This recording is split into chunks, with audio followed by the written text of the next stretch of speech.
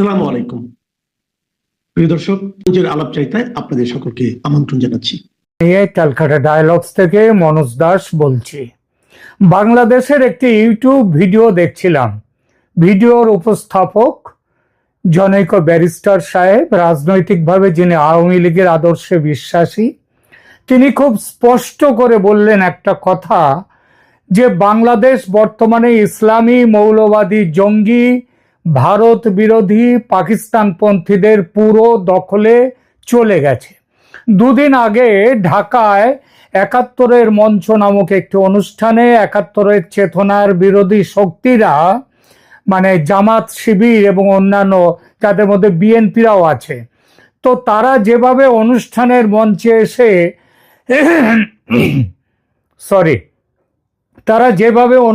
মঞ্চে এসে তুলকালাম বাদিয়েছে, যেভাবে ৭১-এর চেতনায় জড়ো হওয়া মানুষদের জবরদস্তি ধরে নিয়ে গিয়ে হাতে হাতকড়া পরিয়ে টেনে হিচড়ে নিয়ে পুলিশের হাতে তুলে দিয়েছে, এবং পুলিশ আবার তাদের বিরুদ্ধে দেশদ্রোহিতা ইত্যাদি গুরুতর ধারায় মামলা দিয়েছে, তাতে উপস্থাপক ওই ব্যারিস্টার মহাশয়ের মনে হয়েছে, এবং সেটা খুব সত্যিকারেরই মনে হওয়াটা, যে তার মনে হচ্ছে যে বাংলাদেশ তার পাকিস্তান হয়ে ওঠার পর্ব পুরো হয়ে গেছে। অর্থাৎ এই দেশ এখন আর বাংলাদেশ নয়, আবার সেই প্রাক ৭১ হয়ে গেছে, মানে পূর্ব পাকিস্তান হয়ে গেছে। এবং একদিন যেমন পূর্ব পাকিস্তানের মুক্তিকামী মানুষদের বাঁচাতে বা তাদের স্বাধীনতার সংগ্রামকে বিজয়ী করতে ভারত যেভাবে সাহায্যের হাত বাড়িয়েছিল সেই ৭১-এ, একইভাবে এই ২০২৫-এ এসে আবার ভারতের সাহায্যের হাত বাড়িয়ে দেওয়ার দাবি উঠেছে, সেই সময় এসে গেছে।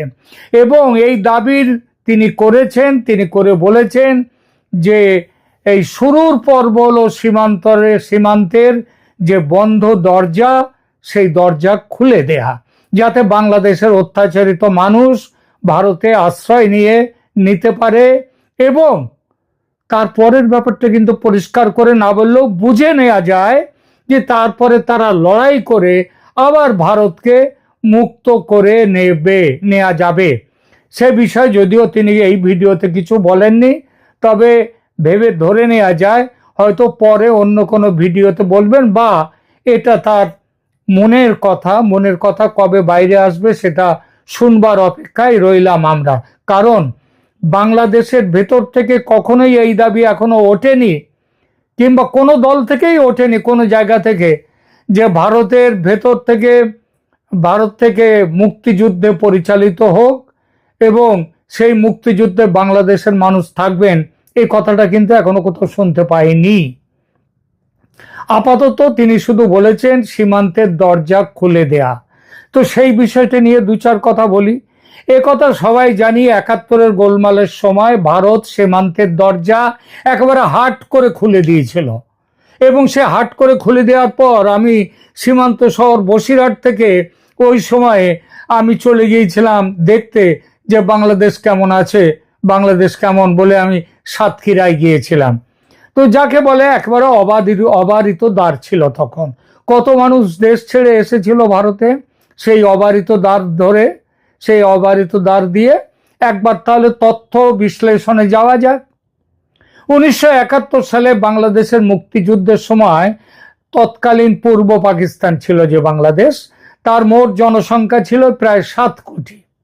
এই জনগোষ্ঠীর মধ্যে প্রায় ৯৮ লাখ, মানে প্রায় ধরুন ১ কোটি ছিল হিন্দু এবং অন্যান্য সংখ্যালঘুরা, যা ছিল জনসংখ্যার মোট প্রায় ১৮.৫%। ৭১-এর যুদ্ধের সময় ৭ কোটি মানুষের মধ্যে প্রায় ১ কোটি শরণার্থী ভারতে আশ্রয় নিয়েছিল, যাদের মধ্যে খেয়াল করবেন কথাটা, এই ১ কোটির মধ্যে প্রায় ৮০ লাখ ছিলেন হিন্দু, মুসলমান ছিলেন ১৫ লাখের একটু বেশি, আর হিন্দু ছিল ৮০ লাখের কিছু বেশি। এই হচ্ছে মোট। আচ্ছা, এইবার দেখা যাক তখন বাংলাদেশে কত মুসলিম ছিল আর কত হিন্দু ছিল।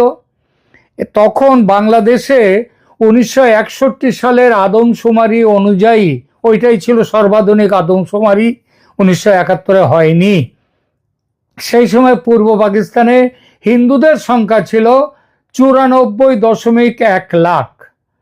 আর এছাড়া অন্যরাও কিছু ছিল, খ্রিস্টান, বৌদ্ধ ইত্যাদি। এটা হচ্ছে মোট জনসংখ্যার, হিন্দুদের সংখ্যাটা মোট জনসংখ্যার 18.5%। আর জনসংখ্যা বৃদ্ধির হার বিবেচনা করলে এই শতাংশটা হিন্দু জনসংখ্যা 1971 সালে এসে হয় 98 লাখের কিছু বেশি। ওইটাই একটু আগে বলেছি।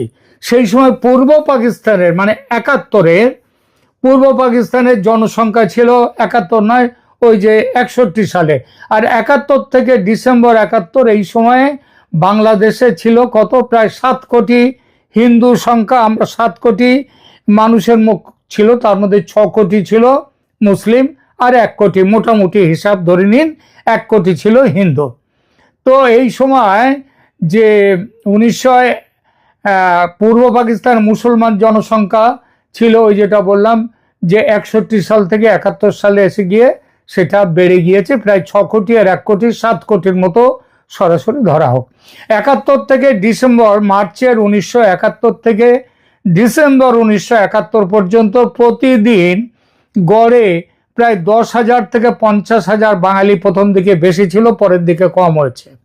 এরা ভারতে আশ্রয় নিয়েছিল। অক্টোবর 1971 সাল পর্যন্ত শরণার্থীর যে সংখ্যা পাওয়া যাচ্ছে ভারতের বিভিন্ন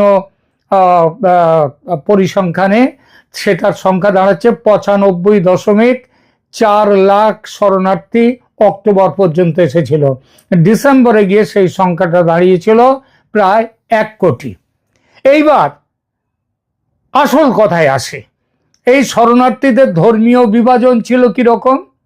হিন্দু ছিল 80%, মুসলিম ছিল 15% মতো, আর অন্যান্যরা ছিল 5%। সংখ্যার দিকে কত? হিন্দু এসেছিল প্রায় 80 লাখ, মুসলিম এসেছিল প্রায় 15 থেকে একটু বেশি, 15-16 লাখ, আর খ্রিস্টান এবং অন্যান্য সংখ্যা, তাদের সংখ্যাটা প্রায়, বৌদ্ধ ইত্যাদি কিছু শিখও এসেছিল। আমি জানি ব্যক্তিগতভাবে একজন মারোয়ারি পরিবারকে আমি জানি, তারা ঢাকায় থাকতেন, তারাও এসেছিলেন। তো সব মিলে কত আসছে? প্রায় ধরা যাক আরো 5 লাখের মতো। তো এই হচ্ছে 1 কোটির হিসাব। 80 হিন্দু, 15 মুসলিম, 5-এর মতো অন্যান্য। ভারতে 825টা শরণার্থী শিবির স্থাপন করা হয়েছিল 7টা রাজ্যে, যেখানে 19টা কেন্দ্রীয় শিবিরের প্রত্যেকটিতে 50,000 পর্যন্ত শরণার্থী থাকতে পারত। শরণার্থীরা কোথায় কোথায় ছিল? মূলত পশ্চিমবঙ্গ, ত্রিপুরা, মেঘালয় এবং আসামে। বাংলাদেশ স্বাধীন হওয়ার পর বেশিরভাগ শরণার্থী 1972 সালের ফেব্রুয়ারি মাসের মধ্যে দেশে ফিরে গিয়েছিলেন, তবে সবাই ফিরে যাননি। প্রায় 90 লক্ষ শরণার্থী ফেব্রুয়ারি 1972-এর মধ্যে দেশে ফিরে গিয়েছিলেন, কিন্তু 10 থেকে 15 লক্ষ মানুষ ভারতেই থেকে গিয়েছিলেন। যারা থেকে যান তাদের ধর্মীয় পরিচয়টা কি? তাদের যারা থেকে গিয়েছিলেন তাদের অধিকাংশই ছিলেন হিন্দু। এইবার এই যে কথাগুলো বললাম, এর পরিপ্রেক্ষিতে কয়েকটা প্রশ্ন রাখছি দর্শক আপনাদের সামনে।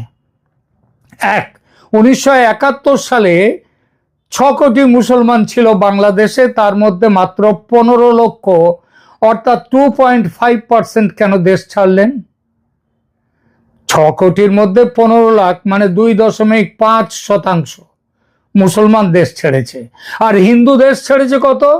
1 কোটির মধ্যে 80 লাখ, অর্থাৎ 80% হিন্দু দেশ ছেড়েছিল। ঠিক আছে। 2, বাংলাদেশ স্বাধীন হওয়ার পর প্রায় 15 লক্ষ হিন্দু ভারতে থেকে যায়। উল্টো দিকে মুসলমানরা 2-4 জন ছাড়া বাকিরা সবাই বাংলাদেশ চলে যান। আচ্ছা, এই যে দুটো ঘটনা ঘটলো, মানে হিন্দুরা যেতে চাইছে না, মুসলমানরা চলে যাচ্ছে, আবার বাংলাদেশ থেকে 71-এর দিকে কম মুসলমান এসছে 2.5%, হিন্দু এসেছে 80%। নিজেদেরকে প্রশ্ন করুন তো কারণগুলো কি কি হতে পারে? কারণটা আমি বলছি না, আপনারাই প্রশ্ন করুন নিজেদেরকে। সত্যি সবসময় খুব তেতো হয়, তাই আমরা অনেক সময় দেখেও দেখি না। এই প্রশ্ন দুটোর উত্তরেও আমরা অনেকেই জানি যে অনেকেই ধানাই পানাই করে এড়িয়ে যাওয়ার চেষ্টা করবেন, সেটা স্বাভাবিক। আমি তাই এই দুই প্রশ্ন নিয়ে আপাতত চুপ থাকলাম, আপনারাই ভেবে নিন। এইবার বলি, এইবার ওই যে ব্যারিস্টার সাহেব যে সীমান্ত খুলে দেওয়ার কথা বলেছেন, সেই বিষয়ে দুটো কথা বলবো। 1971 6 কোটি মুসলমানের মধ্যে 15 লাখ অর্থাৎ 2.5% দেশ ছেড়ে এসেছিল ভারতে। এবার কত শতাংশ, এবার যদি সীমান্ত খুলে দেওয়া হয় এই 2025-এ, তাহলে কতজন মুসলমান বাংলা ছেড়ে আসতে পারবেন? ওই 2.5% খুব বেশি হলে, কারণ সেবার তো ছিল দেশ স্বাধীন করা, আর এবার তো দেশ স্বাধীন করা নয়, এবার একটা অত্যাচার থেকে দেশের ভেতরে আর একটা গোষ্ঠী চলে আসতে চাইছে। তাহলে 2.5% মানুষ এবার বড়জোর আসবেন খুব বেশি হলে। আর 1971-এ 1 কোটি হিন্দুর 80 লক্ষ অর্থাৎ 80% ভারতে চলে এসেছিলেন, তাদের মধ্যে 15 লক্ষ আর ফিরে যাননি। এবার সীমান্ত খুলে দিলে যে 1.5 কোটি হিন্দু বাংলাদেশে আছে, তাদের কত অংশ চলে আসবে ভারতে? এবার তো 80%-এর বেশি আসবে। এবং 1971-72-এর মতো আর ফিরে যাওয়ার ভুল তারা করবেন না, তাই নাকি? আর তারা ফিরে যাবেন না একবার এলে, কারণ তাদের খুব জ্ঞান হয়েছে। অর্থাৎ সীমান্ত খুলে দিলে 1.5 কোটি হিন্দুর প্রায় সবাই ভারতে চলে আসবে, মুসলমান আসবে কয়েক লক্ষ মাত্র। হিন্দুরা সবাই আর বাংলাদেশে ফিরে যাওয়ার নাম করবে না, এটা 100% মেনে নেওয়া ছাড়া পথ নেই। আর মুসলমানরা যারা আসবেন তারা হয়তো আবার কিছুদিন পরে ফিরে যাবেন। অর্থাৎ ভারত এবার সীমান্তের দরজা যদি খুলে দেয়, তাহলে বাংলাদেশ ওই জনসংখ্যার বিচারে আর হিন্দু মুসলমানের দেশ থাকবে না, ওটা পুরোপুরি মুসলমানের দেশ হয়ে যাবে। আমি তো এই ভয়টা করছি, আপনারা কি অন্য কিছু ভাবছেন? দয়া করে কমেন্ট করে জানান। এই ভয়টা আছে বলেই ভারত এবার সীমান্তের দরজা বন্ধ রেখেছে। 1947 সালে হিন্দু মুসলিম জনসংখ্যার বিচার করে ধর্মীয় জনসংখ্যার হিসাবে পূর্ব পাকিস্তানকে তার অংশ দেয়া হয়। সে সময় পূর্ব পাকিস্তানে হিন্দু ছিল 30%-এর কাছাকাছি। তাহলে নিয়ম অনুযায়ী ওই 30%-কে দেশ থেকে ভাগাতে গেলে বাংলাদেশের 30% ভূমি তাদের জন্য দিতে হয়। অর্থাৎ বাংলাদেশের 30% ভূমিতে ছিল হিন্দুর অধিকার। কথাটা শুনতে খুব খারাপ লাগছে আমি জানি অনেকের, কিন্তু এটা তো হচ্ছে নিয়মের কথা, এটা হচ্ছে মানবিকতার কথা। মানবিকতার বিচারে এই কথাগুলোই বলতে হবে। তো সেই অধিকারের পুরো না হোক, আজ যে 8% হিন্দু বাংলাদেশে আছে, তারা কি তাদের অধিকার হিসেবে বাংলাদেশের ভূমি দাবি করতে পারে না? এই দাবি করা কি অন্যায় হবে? আর এই দাবি ফলপ্রসূ করতে গেলে সবার আগে সীমান্তে কড়া পাহারা বসাতে হবে, যাতে আর 8% হিন্দু যাতে এখানে না চলে আসতে পারে। কারণ এখানে চলে এলে বাংলাদেশের যারা মৌলবাদী, তাদের তার ফুর্তির শেষ থাকবে না। আর ভারতের মোদী সরকার সেই ফুর্তি করার সুযোগ তাদের দেবেন না বলেই সীমান্তের দরজা বন্ধ রেখেছে। এবং বাংলাদেশের যদি চৈতন্য না হয়, তবে হিন্দুদের জন্য বাংলাদেশের ভেতরে আলাদা হোমল্যান্ড তৈরির ব্যাপারে যা করা দরকার সেটা বোধহয় এবার করবে ভারত। এবার আর ভারত শুধু দেবে নেবে না কিছুই, এটা আর হবে না। আমার তো তাই মনে হয়, সেই রকম গন্ধও পাচ্ছি। রংপুর এবং চট্টগ্রামকে সেই ব্যাপারে মোটামুটি ঠিক করেই রেখেছে ভারত, তার যথেষ্ট সংকেতও কিন্তু পাওয়া যাচ্ছে। আপাতত এর বেশি বলবো না। অনেক কিছু ভাবনা চলছে, অনেক কিছু হতে যাচ্ছে। তবে ওই যে বললাম, এবার শুধু দেয়া নয়,